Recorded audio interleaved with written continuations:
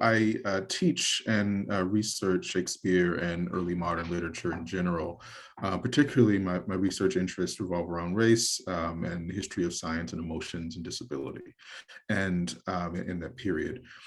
And I'm particularly interested. I wrote my dissertation. I've been at Clark for 2 years. This is my second year, so I haven't been there for a full 2 years. But I wrote my dissertation, and the work that I've been engaged in for the past couple of years is around the intersections of race and melancholy, and how in the early modern period, the 16th, 17th centuries, writers, literary writers, particularly like Shakespeare, like Marlowe, all the way up to Aphra with Orinoco, for example, in the later 17th century, would use language, medical language around melancholy and grief to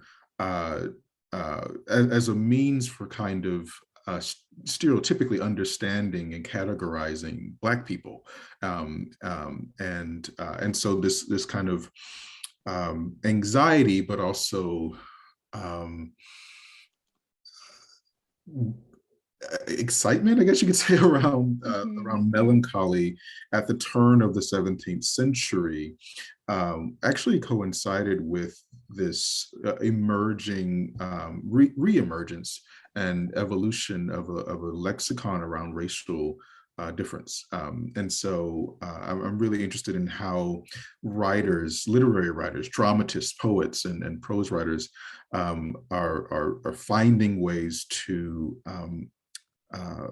attach the language of melancholy to Black bodies and behavior, Black minds, and vice versa, in ways that help to understand people ultimately. And I think one thing that I'm in, this work kind of came out of my kind of general interest in graduate school, and probably back into undergrad. I started out as a psychology major. In college, I went to Morehouse College in Atlanta, and I started college as a psychology major because I wanted to understand why people did the things that they do, and I was really interested in behavior, and somehow I still kind of study psychology in a weird sort of way, but not real people, and and so I'm very fascinated with the ways that people have used the language and diagnoses of psychology and behavioral sciences to enforce racial difference, right? And fictions of racial difference and power in the world.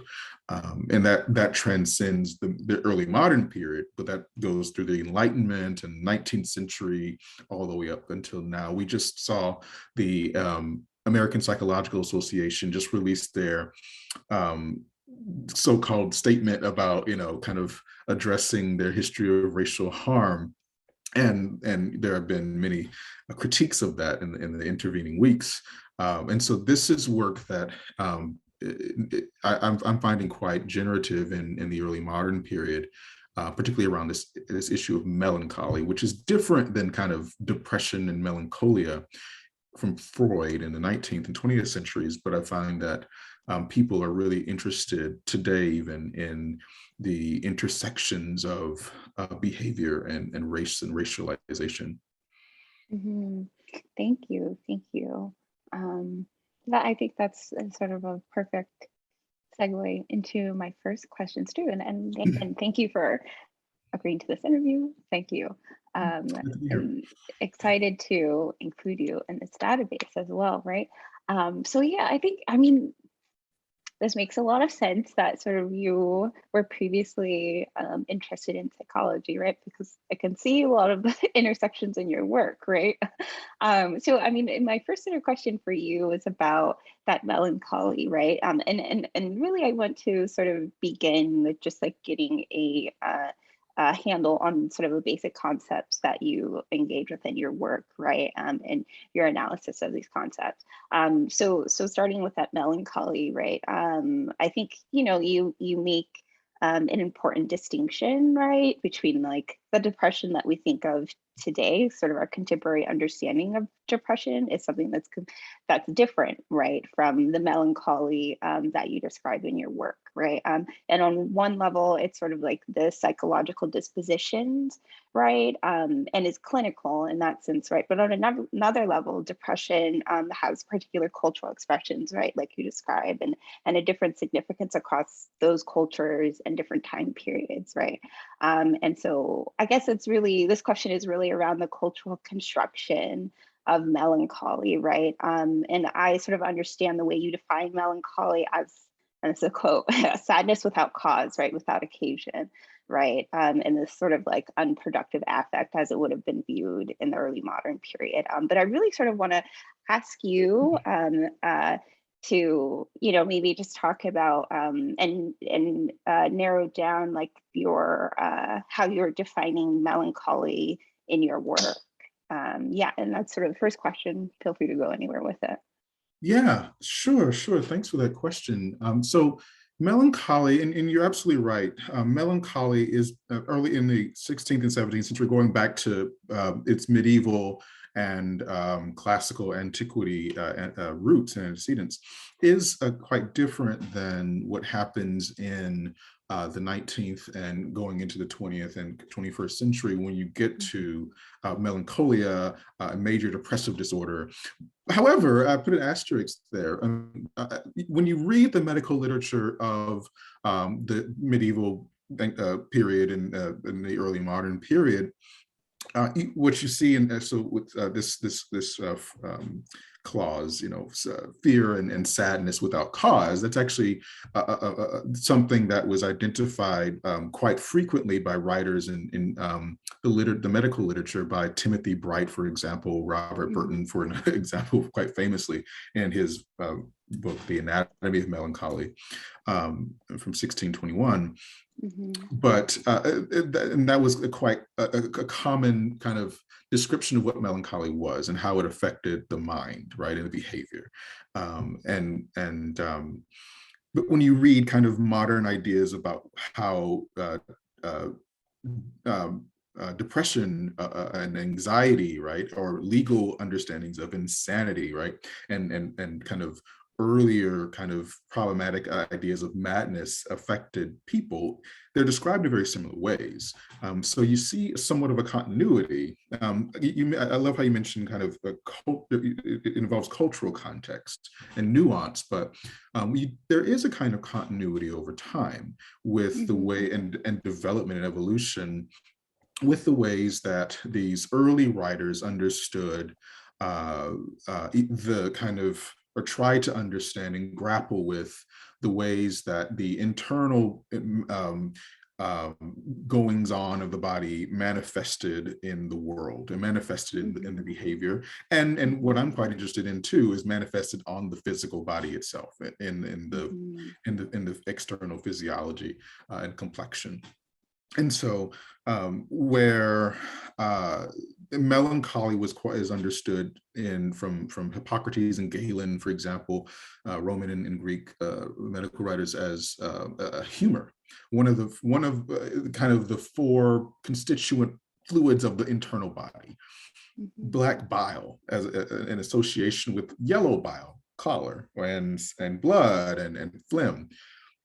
And each of these had a certain kind of a sort of control over what the body did and how people responded to stimuli and behaved in the world and looked and did certain things. Certain genders would be associated with certain levels of certain humors. Humors kind of categorize and classified bodies in space in all kinds of ways. And medieval and early modern writers picked up on this and struggled with this and sort of in all kinds of ways, and also tried to map this on culturally in different spaces, from early modern Spain to Italy to Germany to France to what was called the Low Countries, the Netherlands, to Belgium, and finally to England. and so in Scotland, and so you had these various negotiations of what bodies were associated with what humors, right? Mhm. And writers, particularly, I'm drawn to Leo Africanus, who was an African man who converted to Catholicism, and his famous treatise, Geographical History of Africa, he actually writes about Africans actually quite disparagingly, but it's translated in 1600 by a guy named John Porey, who was a colonizer. And but he talks about Africans in this kind of way that suggests a kind of madness, a kind of distractedness, a kind of melancholy adjacent um, disposition that may or may not be inherent, right? And so I'm really interested in how Black bodies, right, and Black minds, and I'll talk about that a little bit later, get associated with some kind of inherent uh, disposition of melancholy, right? Women were often associated with being phlegmatic, for example. The nobility were often associated with being sanguine, having the best quality of blood, for example. None of this was real, by the way. This is you get Gabriel Harvey in the 17th, late 16th, 17th century, right? And these new ideas of blood and circulation. I mean, they're and even back to Andreas Vesalius, the Italian, who's doing the anatomies and having opening up bodies, and it's like, actually, this is what the inside of the body looks like. And so there are no four humors, it's just blood. It's just all blood. But there are these ideas that persist that certain things influence one's behavior, vapors that people like Marsilio Ficino, and the Italian, famous Italian Renaissance theorist, philosopher, puts forward these vapors, for example, that affect the mind and the body. Think about anti-smoking campaigns right now, right? So, which is something that goes back into the 16th and 17th century with someone like King James, who had arguably the first anti-smoking campaign, and said that, the English who were in the quote unquote New World, and brought over, the tobacco, right, and all the smoking, right, overexposure to smoking and smoke would physically change the body, from the white body to Black, and make white bodies, by doing so, make white bodies lethargic and lazy, and then therefore melancholic, because melancholy was associated with laziness and lethargy. Similar things are associated with depression. So anyway, I'm tracking here a complexity, but also this kind of this sort of a continuity between these early ideas, what one might see as outdated, but these early ideas of the inner workings of the body and the mind, and what we now see, and what we now take for granted, rather, as behavior, right, and these disorders. So I'll stop right there. No, that was great. That's, this is, I think, especially for me, like approaching this work too, like Shakespeare, it's hard to at first see like Shakespeare in the early modern period, right? See like how this, where is the line that you can like, that goes through Shakespeare that it makes it relevant today, right? But sort of like the affect, right, is something that I find really, really productive in your work, right? This and affect too is like, it's something that you can track, right? But it's also something that is like, it's sort of hard to pin down too, right? And it's like the circulation is something that follows us through time, right? And constructs imaginaries too, right? Imaginaries that like are very, very real.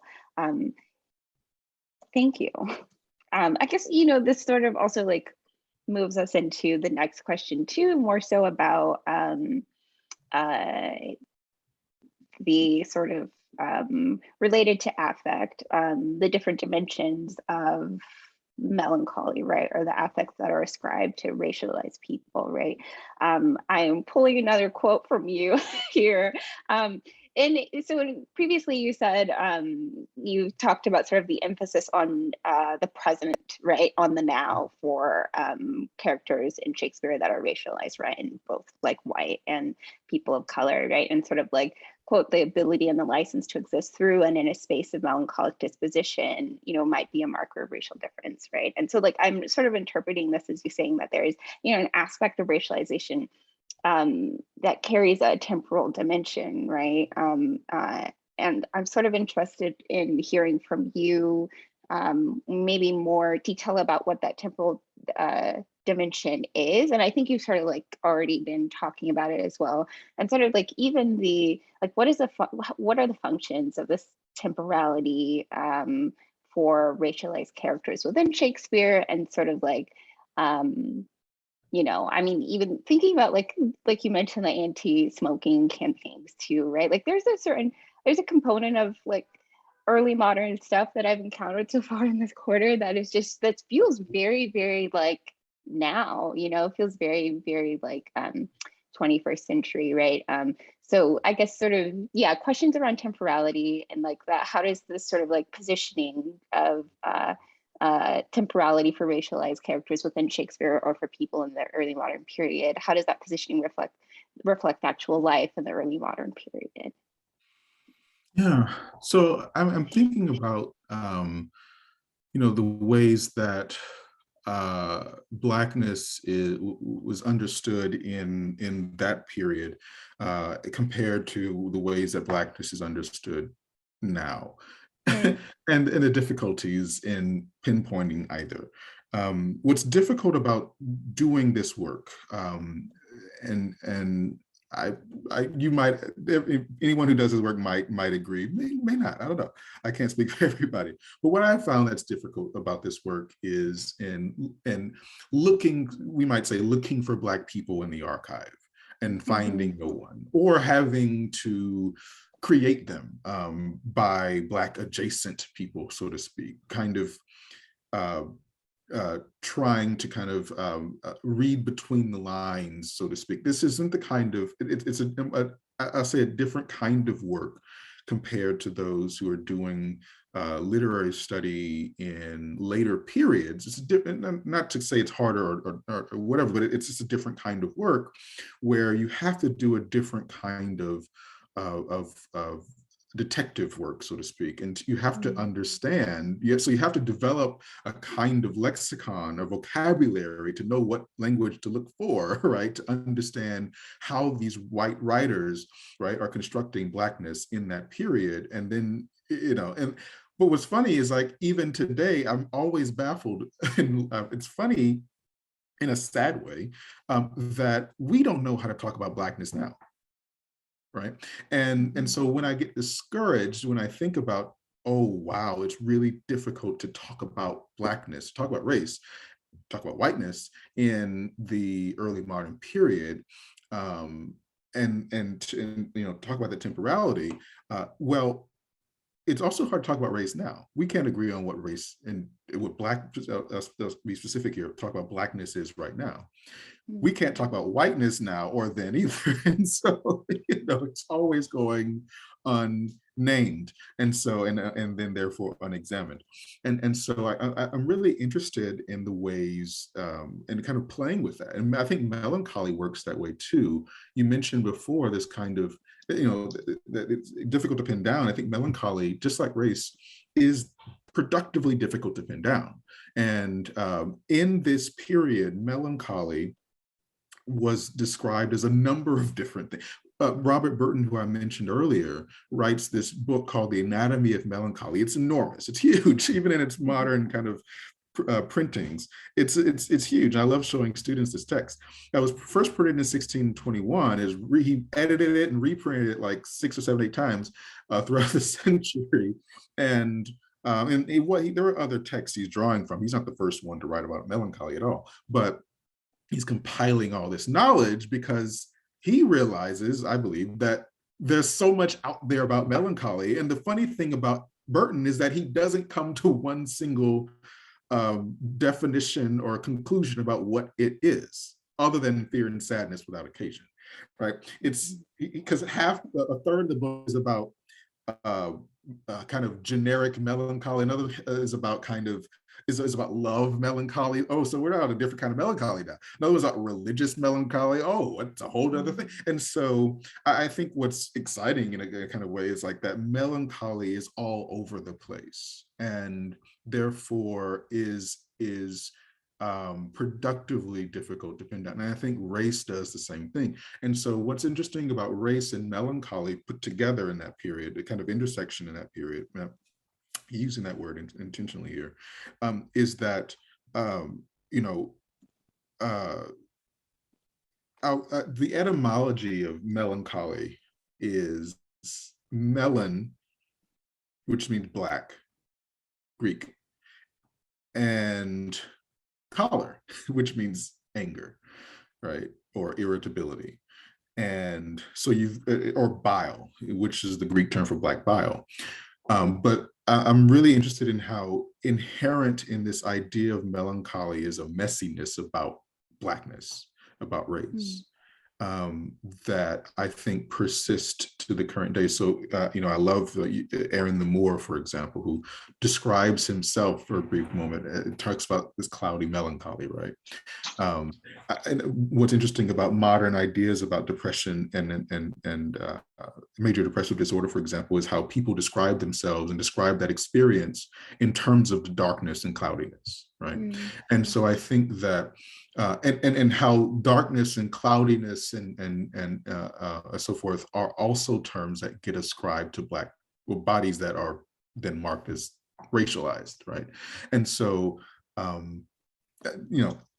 these are all slippery terms in both our time and then, and I think that's something productive. I think there are a lot of scholars and critics out here. I don't think there are any, who in this database, for example, but there are in the world who will say that, because there is this gulf of time, of temporality, there has to be a difference, right? There has to be some, you're right. I think there are some cultural nuances to absolutely consider. I'm not trying to do psychological diagnosis here. I'm not doing what Freud did with Hamlet. I'm not doing that. But and formulating a whole new theoretical field based on a Shakespearean character. But I think that there's something we can look at in these earlier periods, in the messiness of what writers are trying to do in struggling with understanding race in sometimes the wrong ways, looking in all the wrong ways, all the wrong places, and also the ways that we struggle now with how we understand race and how we ascribe, and sometimes looking in the wrong places, in the wrong ways, and talking about it in the wrong ways rather, sometimes ascribe racial difference to the language of like grief, right? And so I'm really interested in the kind of playing in the sandbox of the messiness of even that the etymology of melancholy, where I see at least the language of color is inherent. There's a sort of messiness right there at the core of the idea of melancholy that then gets ascribed to to bodies, right? Bodies that are performing a kind of sadness, that are performing a kind of grief, that are performing a kind of solitude, that are performing a kind of, as Afro-pessimism would say, social death, right? And so how do those bodies get then marked as Black, racially Black? And then how do white bodies, or bodies that aren't melancholic, get labeled as white? So that's a key part of my analysis, not just focusing on Black bodies, Black minds, Black people, but also making sure that I'm not leaving out or leaving unattended the analysis of white people and whiteness, which is so often, and that's the article, the Othello article, that I'm trying to pay attention and draw attention to the mechanisms of whiteness, because everybody talks about Othello. Everybody's paying attention to Othello as a spectacle. But what about, what about the white people who put him on the pedestal, right? Who put him on the stage, who Mhm. leave him out to dry?